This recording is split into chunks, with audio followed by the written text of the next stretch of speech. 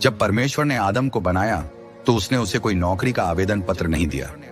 उसने उससे यह नहीं कहा कि जाओ और रोजगार खोजो, बल्कि उसने उसे अदन की वाटिका में रखा और उसे एक कार्य सौंपा। कार्य पाप से पहले भी अस्तित्व में था। कार्य कभी भी संघर्ष, कठिनाई या केवल जीविका के लिए नहीं था। आदम को प्रभुत्व, अधिकार और जिम्मेदारी दी गई थी। उसका उद्देश्य किसी के अधीन काम करना नहीं था, बल्कि उसे नियुक्त किया गया था, एक भंडारी के रूप में, एक विकासकर्ता के रूप में, एक विस्तारक के रूप में।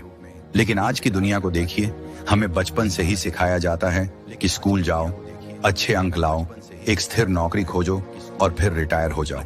परंतु यह परमेश्वर की योजना नहीं थी। परमेश्वर ने कभी यह नहीं चाहा कि मनुष्य वेतन का पीछा करे, बल्कि उसने मनुष्य को उद्देश्य का पीछा करने के लिए बनाया। उसने आपको केवल एक श्रमिक नहीं, बल्कि एक शासक के रूप में रचा। केवल श्रम करने वाला नहीं, बल्कि एक सृजनहार के रूप में। जब आपको एहसास होता है कि आपकी बुलाहट किसी करियर से कहीं अधिक बड़ी है, तब आप अपनी वास्तविक पहचान में चलने लगते हैं।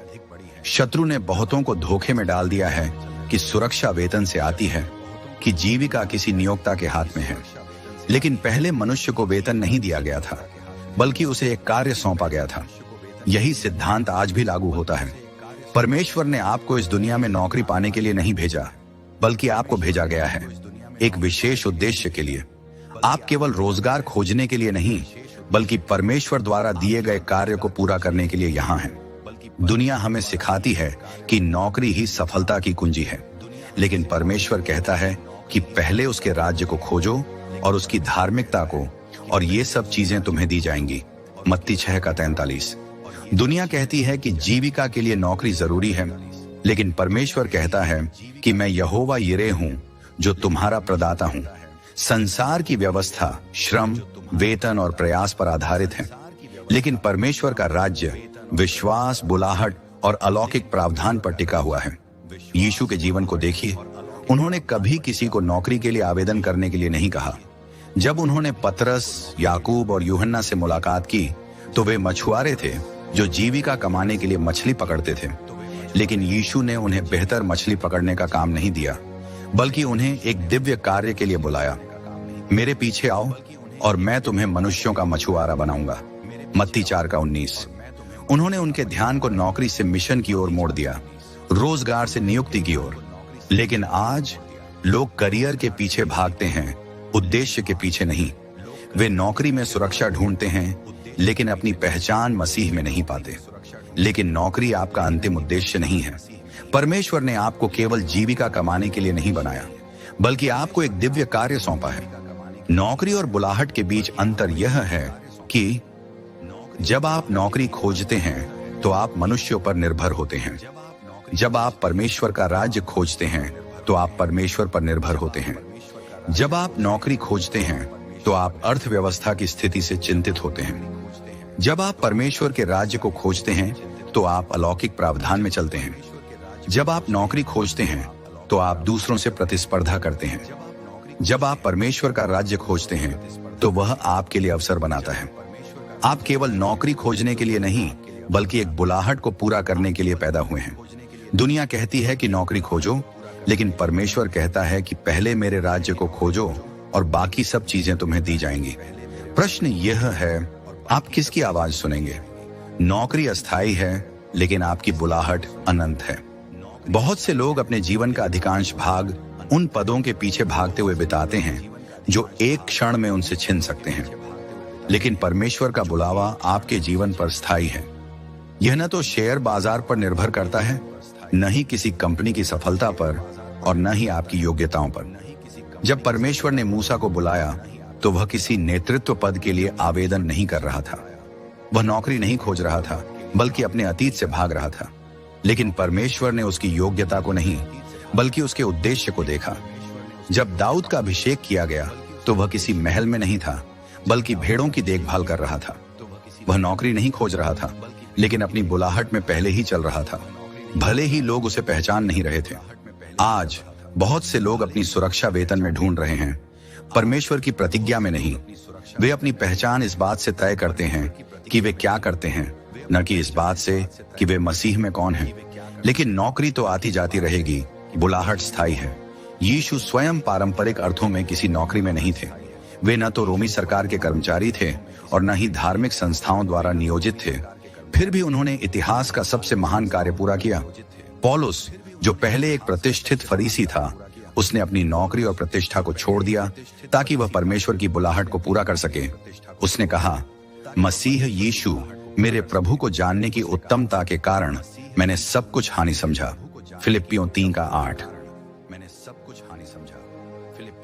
जो लोग नौकरियों के पीछे भागते हैं वे असंतुष्ट, बेचैन और लगातार नए अवसरों की तलाश में रहते हैं। वे अपने जीवन के बेहतरीन साल केवल धन कमाने में बिता देते हैं, प्रभाव छोड़ने में नहीं। लेकिन जब आप अपने बुलावे में कदम रखते हैं तो काम जीविका का साधन नहीं रहता, बल्कि यह आपके जीवन को अर्थपूर्ण बना देता है। परमेश्वर ने अपने बच्चों को अस्थायी चीजों में फंसने के लिए नहीं बनाया, बल्कि उन्हें अनंत उद्देश्य के लिए रचा है। प्रश्न यह है, क्या आप अपना जीवन किसी अस्थायी चीज में निवेश करेंगे या उस उद्देश्य में प्रवेश करेंगे जो अनंत काल तक बना रहेगा? परमेश्वर आपकी जीविका का स्रोत है, नौकरी नहीं। आज दुनिया में सबसे बड़े धोखों में से एक ये है कि लोग वेतन को अपनी सुरक्षा मानते हैं। लेकिन यीशु ने कहा, आकाश के पक्षियों को देखो, वे न तो बोते हैं, न काटते हैं और न ही खत्तों में बटोरते हैं, फिर भी तुम्हारा स्वर्गीय पिता उन्हें खिलाता है। क्या तुम उनसे अधिक मूल्यवान नहीं हो? मत्ती 6:26। परमेश्वर ने इजरायलियों को जंगल में 40 वर्षों तक खिलाया। उनके पास न तो खेत थे न ही वेतन, लेकिन फिर भी हर सुबह उनके लिए मन्ना गिरता था। इसका मतलब यह नहीं कि हम कुछ न करें, बल्कि इसका मतलब यह है कि हम डर के कारण किसी नौकरी के गुलाम न बने। जब आप समझ जाते हैं कि नौकरी सिर्फ एक माध्यम है लेकिन परमेश्वर आपका वास्तविक स्रोत है, तब आप चिंता करना छोड़ देते हैं। प्रश्न यह है, क्या आप अपनी नौकरी पर भरोसा करेंगे या अपने प्रदाता परमेश्वर पर? याद रखें, आप केवल जीविका के लिए नहीं बल्कि एक दिव्य उद्देश्य के लिए बनाए गए हैं। यह मतलब नहीं कि आपको सिर्फ एक नौकरी के लिए बनाया गया है, बल्कि आपको नियुक्त, तैनात होने के लिए बनाया गया है। यीशु आपको वहीं इस्तेमाल करना चाहते हैं जहां आप हैं, लेकिन वह यह भी चाहते हैं कि जब वह बुलाए तो आप चलने के लिए तैयार रहें। अगर वह आपसे कहें कि अपने आराम के क्षेत्र को छोड़ दो, सुरक्षा से बाहर निकलो और विश्वास में कदम बढ़ाओ, तो क्या आप आज्ञाकारी होंगे? दुनिया कहती है, नौकरी ढूंढो, करियर बनाओ, लेकिन यीशु कहते हैं, मेरे पीछे चलो और मैं तुम्हें बनाऊंगा। अगर आप सच में यीशु का अनुसरण करें तो क्या होगा? क्या आप उस पर इतना भरोसा करेंगे कि अपने बुलाहट में कदम रख सकें? क्योंकि जब आप यीशु का अनुसरण करते हैं तो आपको सिर्फ काम नहीं मिलता, बल्कि आपको उद्देश्य मिलता है, और वह किसी भी वेतन से अधिक मूल्यवान है। शुरुआत से ही परमेश्वर ने मनुष्य को रचनात्मक होने, निर्माण करने और विस्तार करने के लिए बनाया। उत्पत्ति 1:28 में उन्होंने आदम और हव्वा को यह आदेश दिया, फूलो फलो, पृथ्वी को भर दो और उसे अपने वश में कर लो। ध्यान दें कि परमेश्वर ने यह नहीं कहा कि जाओ और नौकरी ढूंढो, बल्कि उन्होंने कहा फलवंत बनो। इसका मतलब है कि आपको उत्पादक बनाया गया है, सिर्फ उपभोक्ता बनने के लिए नहीं। दुनिया की प्रणाली की समस्या यह है कि यह लोगों को उपभोक्ता बनाती है, निर्माता नहीं। बचपन से ही समाज हमें सिखाता है कि कड़ी मेहनत करो, नौकरी पाओ, पैसा कमाओ और फिर उस पैसे को उन चीजों पर खर्च करो जिनकी हमें जरूरत भी नहीं। लोग वेतन से वेतन तक जीवन जीते हैं, ये जाने बिना कि परमेश्वर ने उनके अंदर रचनात्मकता, उपहार और प्रतिभाएं दी हैं ताकि वे कुछ महान उत्पन्न कर सकें। यीशु को देखिए, उन्होंने कभी उपभोक्ता के रूप में जीवन नहीं जिया, बल्कि हमेशा बढ़ाने और बढ़ाने का कार्य किया। जब उनके पास 5 रोटियां और 2 मछलियां थीं, तो उन्होंने और भोजन खरीदने के लिए बाहर नहीं गए। उन्होंने उसे आशीष दी, तोड़ी और वह कई गुना बढ़ गई। मत्ती 14:19-20। जब पतरस को कर चुकाने के लिए पैसे की जरूरत थी, तो यीशु ने उसे वेतन नहीं दिया, बल्कि समुद्र में जाने और मछली के मुंह में सिक्का मिलने की बात कही। मत्ती 17:27। दुनिया चाहती है कि आप पैसे के लिए काम करें, लेकिन परमेश्वर का राज्य चाहता है कि आप उद्देश्य के लिए काम करें और पैसा अपने आप पीछा करें। अंतर यह है, कर्मचारी अपना समय वेतन के लिए बदलते हैं, लेकिन राज्य चेतना वाले लोग ऐसी मूल्यवर्धित चीजें उत्पन्न करते हैं जो बढ़ती रहती हैं। आपको सिर्फ आदेश मानने के लिए नहीं बनाया गया है, बल्कि आपको नवाचार करने, विस्तार करने और आशीष बनने के लिए बनाया गया है। मत्ती 25 का 14-30 में प्रतिभाओं की दृष्टांत को देखिए। स्वामी ने 3 दासों को अलग अलग धनराशि दी। 2 ने उसे बढ़ाया, लेकिन एक ने डर के कारण उसे मिट्टी में दबा दिया। स्वामी ने उसे दुष्ट और आलसी कहा। क्यों? क्योंकि परमेश्वर वृद्धि की अपेक्षा करते हैं, ठहराव नहीं। आज बहुत से लोग परमेश्वर द्वारा दी गई प्रतिभाओं, विचारों और संभावनाओं के ऊपर बैठे हैं, लेकिन वे बहुत डरते हैं कि आगे बढ़ें। वे नापसंद नौकरियों में फंसे रहते हैं, बस जीविका के लिए काम करते हैं, बजाय इसके कि वे अपनी बुलाहट में चलें। लेकिन जब आप खुद को एक उत्पादक के रूप में देखना शुरू करते हैं, तो सब कुछ बदल जाता है। इसलिए अपने आप से पूछें, क्या आप सिर्फ उपभोग कर रहे हैं या कुछ उत्पन्न कर रहे हैं? क्या आप उस सेवक की तरह डर में जी रहे हैं जिसने अपनी प्रतिभा को दफन कर दिया, या आप वह बढ़ा रहे हैं जो परमेश्वर ने आपको दिया है? परमेश्वर ने आपको सिर्फ जीवन यापन करने के लिए नहीं बुलाया, बल्कि आपको निर्माण करने, विस्तार करने और एक विरासत छोड़ने के लिए बुलाया है। राज्य में फलवंत होना कोई विकल्प नहीं, बल्कि एक आदेश है। आपकी आशीष आपकी नौकरी में नहीं, बल्कि आपके उपहार में है। नीति वचन 18 का 16 कहता है, मनुष्य का उपहार उसके लिए स्थान खोलता है और उसे बड़े लोगों के सामने लाता है। ध्यान दें कि यह नहीं लिखा कि किसी की नौकरी उसके लिए स्थान खोलती है, बल्कि उसका उपहार करता है। आपका उपहार वह अनूठी क्षमता, प्रतिभा या बुलाहट है जो परमेश्वर ने आपके अंदर रखी है। यह कोई ऐसी चीज नहीं जो स्कूल में सीखी जाती है या नौकरी से प्राप्त होती है, बल्कि यह आपके अंदर जन्म से ही मौजूद है, बस इसे खोजने की जरूरत है। बाइबल के महान लोगों को देखिए, उनमें से कोई भी नौकरी पर निर्भर नहीं था, लेकिन उन्होंने अपने परमेश्वर प्रदत्त उपहार का उपयोग किया। यूसुफ के पास स्वप्नों को समझने की प्रतिभा थी, जिसने उसे कारागार से निकालकर मिस्र का प्रधानमंत्री बना दिया। उत्पत्ति 41 का 39-40। दाऊद के पास नेतृत्व और संगीत का उपहार था, जिसने उसे चरवाहे से राजा के दरबार तक पहुंचा दिया। दानियेल के पास बुद्धि और दर्शन का उपहार था, जिसने उसे कई राजाओं के दरबारों में एक प्रभावशाली व्यक्ति बना दिया। आज बहुत से लोग अपनी प्रतिभा की अनदेखी कर रहे हैं और नौकरियों के पीछे भाग रहे हैं। वे रोजगार में समझौता कर रहे हैं, बजाय इसके कि वे खोजें कि परमेश्वर ने उनके अंदर क्या रखा है। लेकिन याद रखें, अगर आप अपनी नौकरी पर निर्भर हैं, तो आप अर्थव्यवस्था के अधीन हैं। लेकिन अगर आप अपने उपहार पर निर्भर हैं, तो आप परमेश्वर की दया पर हैं, जिसकी आशीष कभी समाप्त नहीं होती। यीशु स्वयं अपने उपहार में चलते थे। उन्हें वेतन की जरूरत नहीं थी, उनका उपहार उनके लिए स्थान खोलता था। उन्होंने बीमारों को चंगा किया, दुष्ट आत्माओं को निकाला, अधिकार के साथ शिक्षा दी और जहां भी गए जीवन बदल दिया।